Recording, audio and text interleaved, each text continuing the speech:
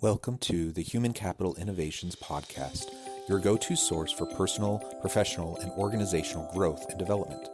We hope you tune in often for all things people management, organizational development and change, organizational leadership, and social impact related. Maximize your personal and organizational potential with Human Capital Innovations Podcast.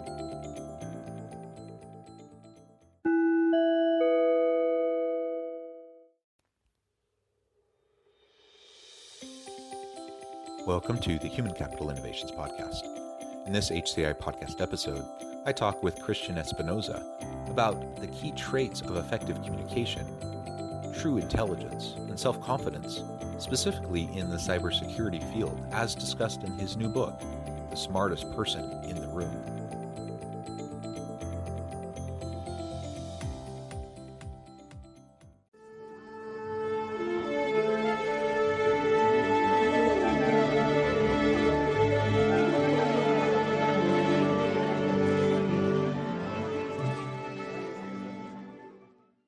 Christian Espinosa, welcome to the Human Capital Innovations Podcast. Thanks, Jonathan. Happy to be here.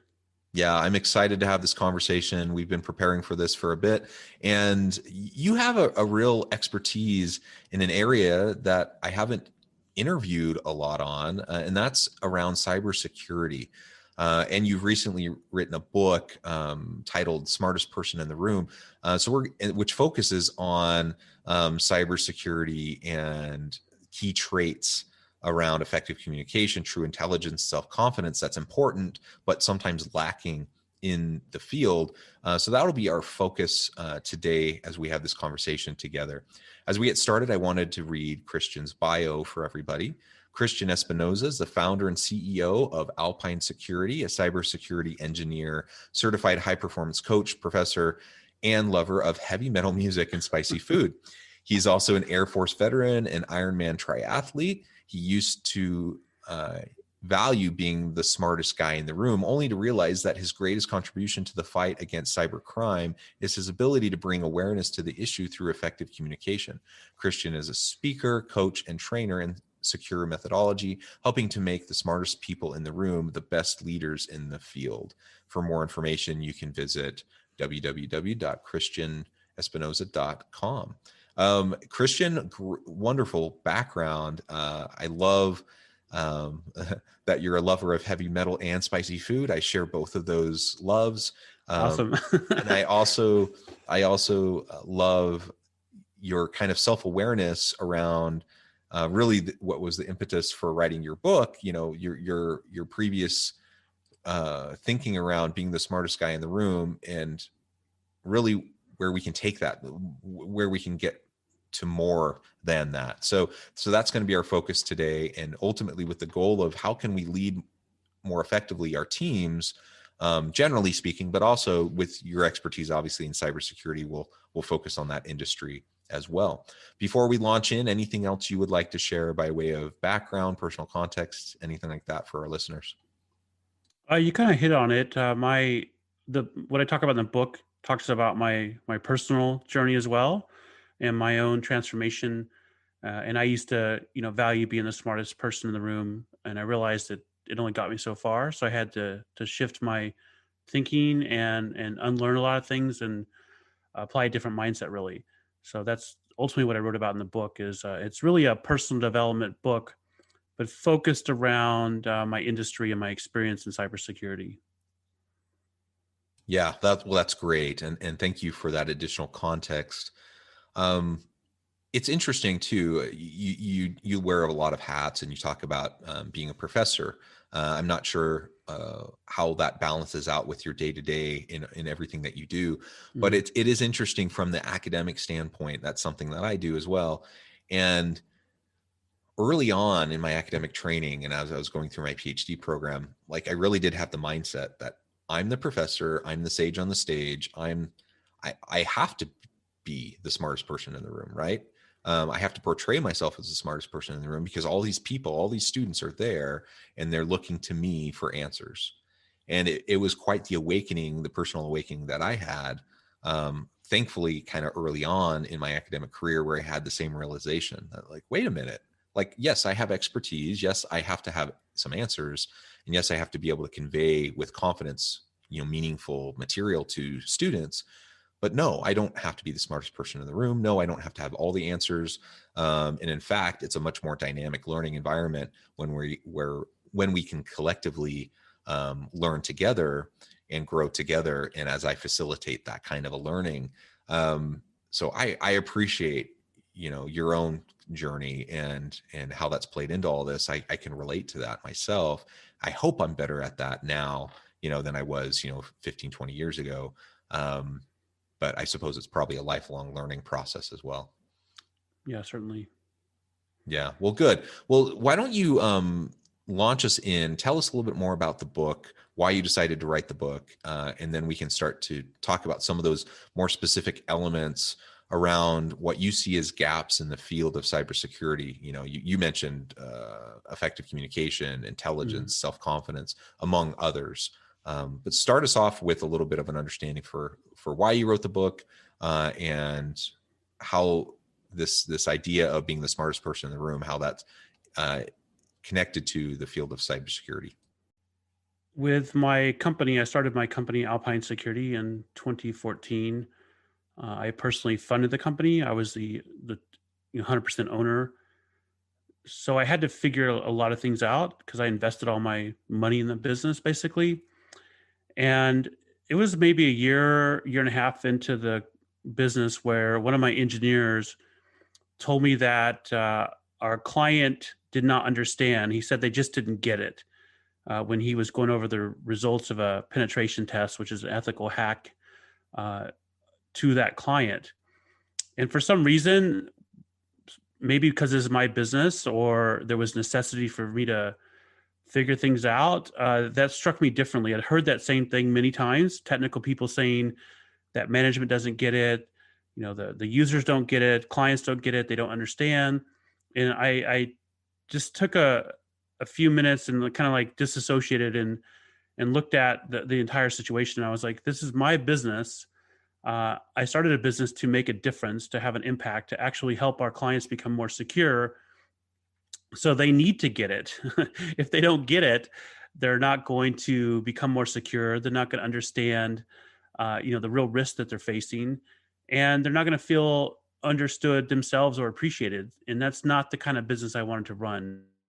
And then when I, thought about that, I looked at my entire career and I realized that this is a common thread in the industry, that a lot of highly technical people, high IQ and low EQ people, tend to talk over people's heads because they want to be the smartest person in the room, and that's what gives them significance. So that was like a defining moment. And then the things I did with my organization, with my business and my team, the training, the coaching, the facilitating, all that ended up being the lessons in the book, basically.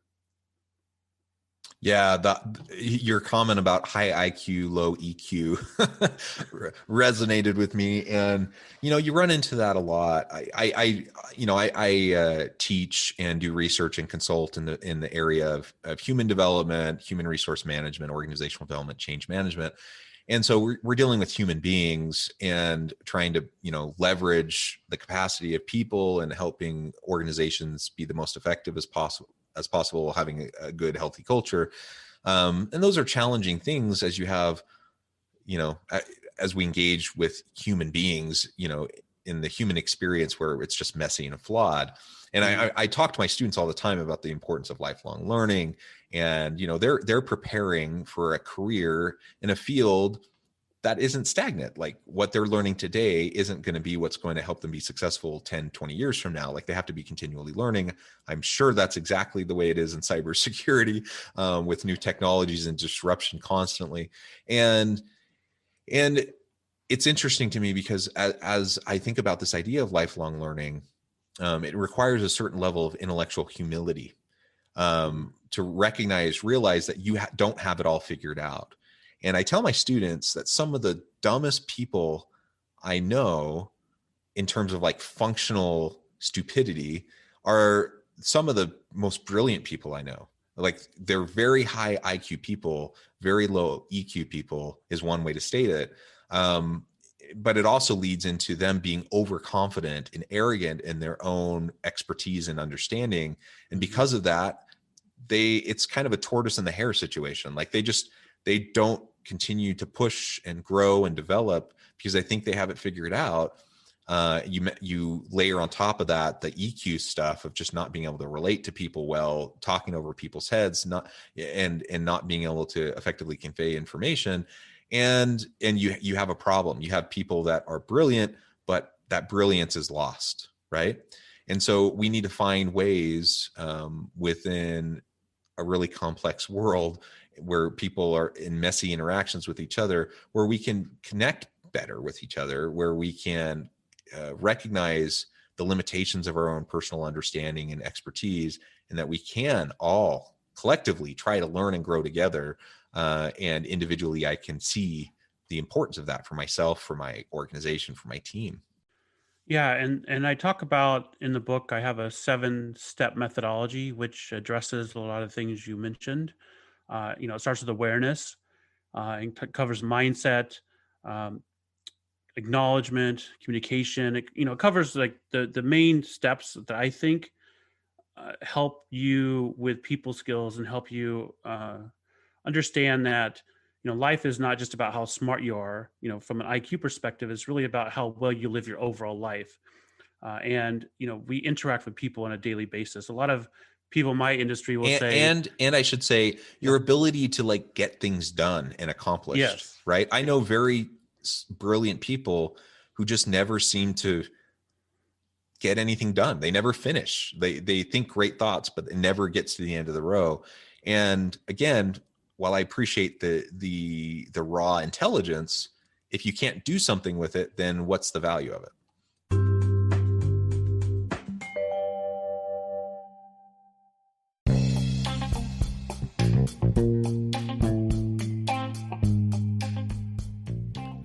I'm excited to announce the publication of my new book from HCI Press, The Alchemy of Truly Remarkable Leadership: Ordinary, Everyday Actions That Produce Extraordinary Results.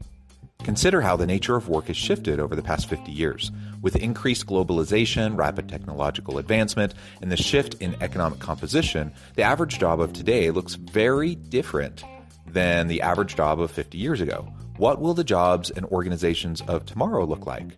Moreover, what does this all mean for organizational leaders?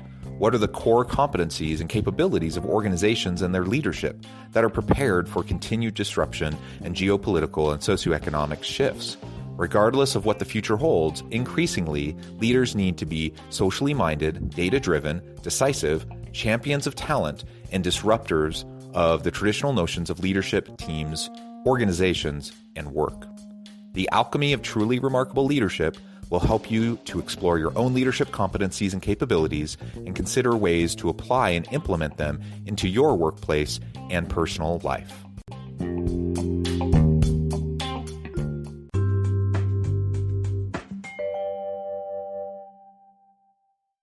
it's also about like realizing that other people may not have the same mindset you do, but they can contribute to your team. Because like with me, I used to get frustrated with people weren't like me. I'm like, why can't they?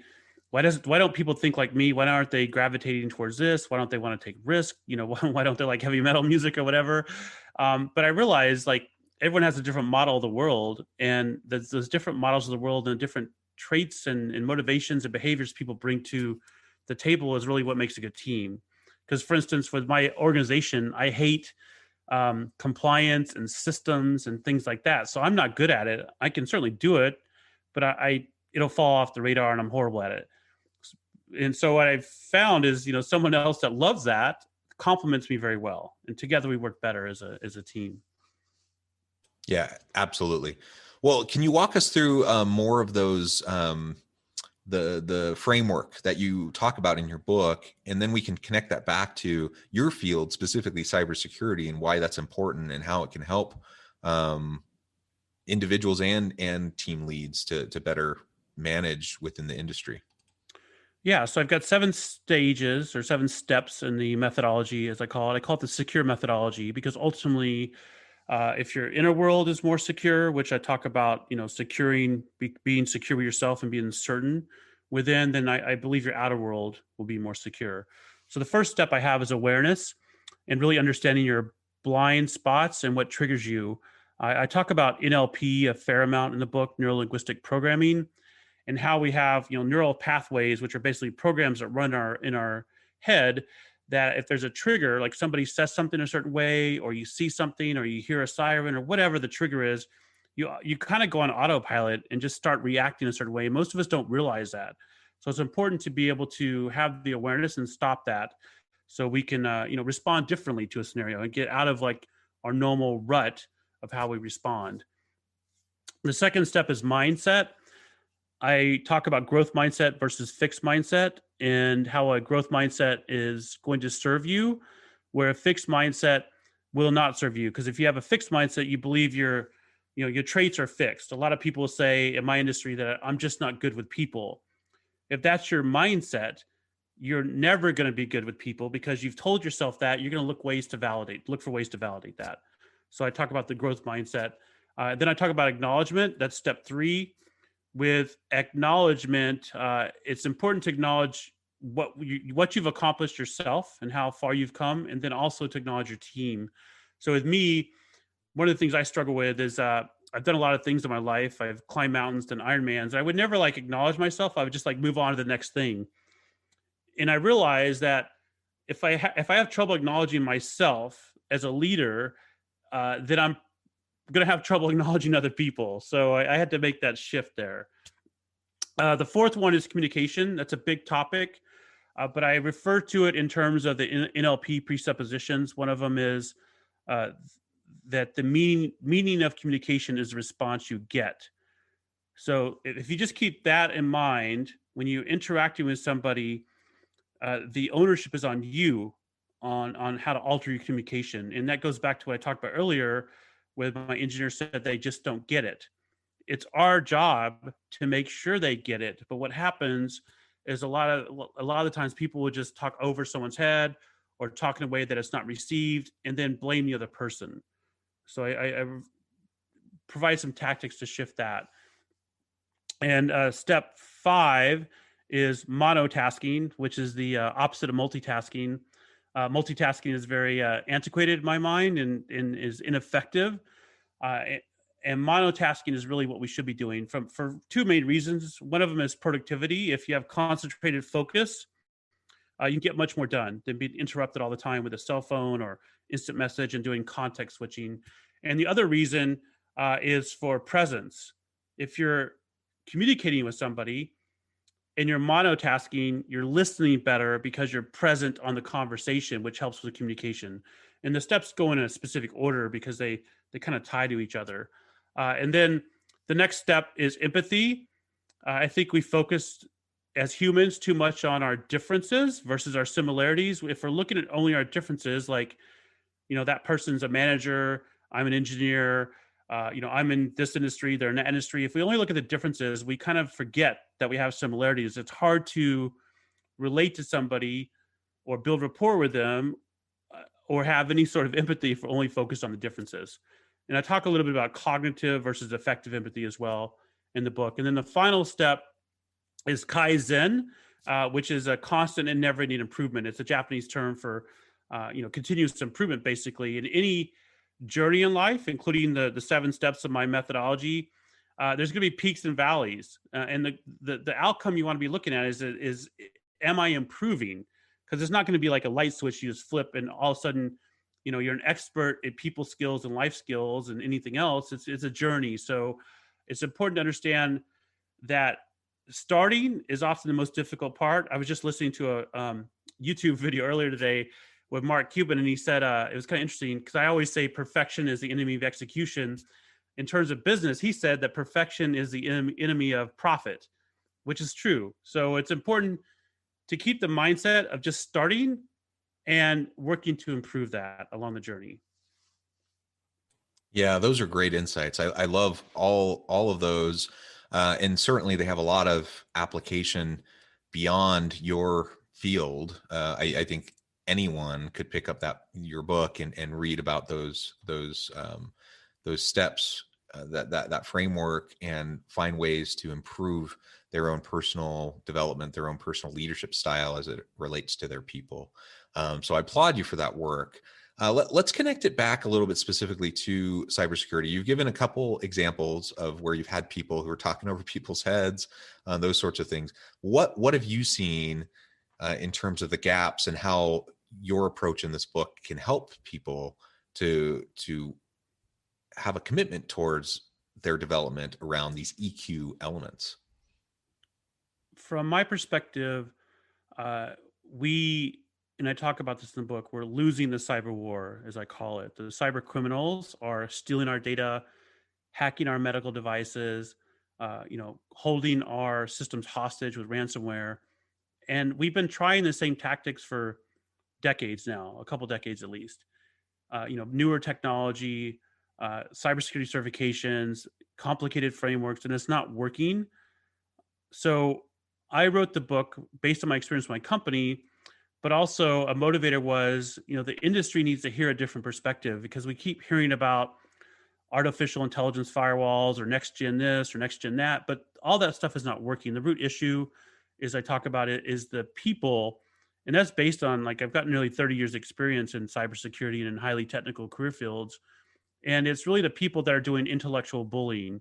In highly technical career fields, if you have a high IQ and a low EQ, typically your significance, which everyone wants to feel significant, typically it stems from being the smartest person in the room or being smarter than other people. And if you're always trying to portray that or find ways to validate that, then it doesn't lend itself well for collaboration or decent communication or anything, or teamwork, really. And one of the struggles in my industry is a lot of highly technical people will say that management doesn't understand, they won't give us the budget. It's typically because the person talking to the leadership or the board of directors or management of the organization does not communicate in a way that makes sense in terms of the business. They're refused to alter their communication style, and this has ramifications in the industry overall. Yeah, absolutely. Well, Christian, this is really fascinating. You work in a field that I don't have any real direct connection to or expertise in at all. So it's fun to hear about all of this. But certainly everything you've been talking about in terms of the framework, in terms of the characteristics and the approaches, all directly connect with the types of stuff that I'm constantly working on. And so I really appreciate your connection. I see it as an incredibly valuable contribution in your field to help move things in the direction they need to go. So we are up to the challenge, not only from a cybersecurity standpoint, dealing with the challenges and issues there, but people who work in that field are people and employees just the same. And we need to have effective teams. We need to have healthy and safe cultures. And all of that is just as important there as it is, in any other industry or field. I really appreciate you taking the time to meet with me today and to have this conversation. Before we close, I did want to give you a chance to share with listeners how they can get connected with you, find out more about your book and more about what you're up to, and then give us a final word on the topic for today. Yeah, people can connect with me on my website, christianespinosa.com. I'm also on social media, and my book is available on Amazon. I'm currently working on a course about the 7-step methodology. So that should be done end of April or so. And that course will be, you can take it through my website and find out more there. I guess the message of the day, I would say, is listen for insight rather than agreement. A lot of us tend to enter conversations looking for something to agree or disagree with, rather than stepping back and actually listening to what that person is trying to communicate. Yeah, great tip. I think that's so essential. I really appreciate your time. Thank you so much for all your insights. I encourage listeners to reach out and get connected with Christian. Check out his book. And as always, I hope everyone can stay healthy and safe, that you can find meaning and purpose at work each and every day. And I hope you all have a great week.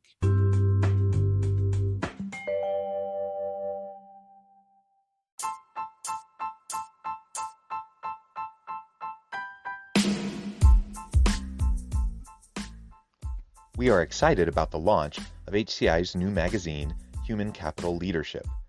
Human Capital Leadership is a free, interactive e-magazine designed to help individuals, leaders, and organizations find innovative approaches to maximize their human capital potential. We will be publishing issues quarterly in August, November, February, and May. Check out the first issue and let us know what you think.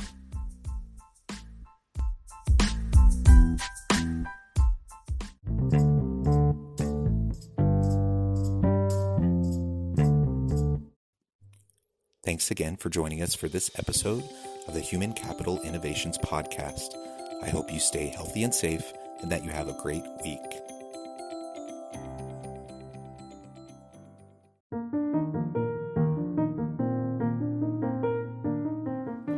Check out our new weekly LinkedIn newsletter, Alchemizing Human Capital, exploring industry trends via original research and interviews with executives and thought leaders from across the globe. We look forward to having you join us.